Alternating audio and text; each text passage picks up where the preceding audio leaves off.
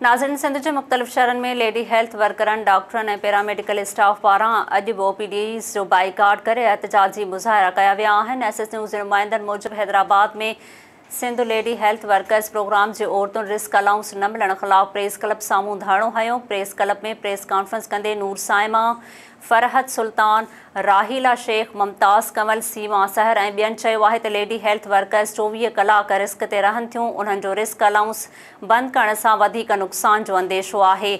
नवाबशाह में grand health alliance ऐं young doctors association पारां doctor Mohsin Mengal, doctor Faraz Keerio, doctor Irfan Jamali, doctor Rafiq Kaloi ऐं ॿियनि जी अॻवाणी में MS ऑफिस PC अस्पताल खां रैली कढी वई, जेका शहर जो गश्त कंदे नवाबशाह प्रेस क्लब पहुती।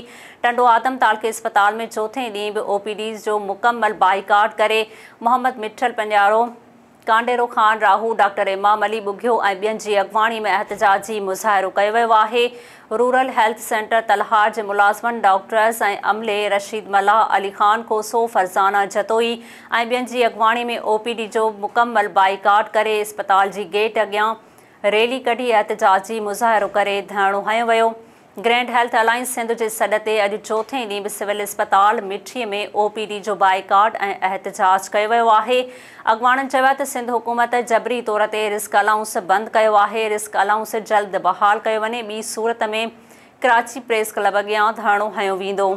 तालके नसीराबाद में पैरामेडिकल स्टाफ जे सॾ ते रूरल हेल्थ सेंटर जे अहाते में ख़ुदाबख्श सांगरो, माशूक अलिएरी, इशफाक शाह ऐं ॿियनि जी अॻवाणी में अलामती बुख हड़ताल कई वई। तालके ॾेपले जे अस्पताल में doctor Ahsan, doctor rice Ahmad, doctor Zulfikar ऐं ॿियनि जी अॻवाणी में OPD जो बाइकाट करे एहतजाज कयो वियो।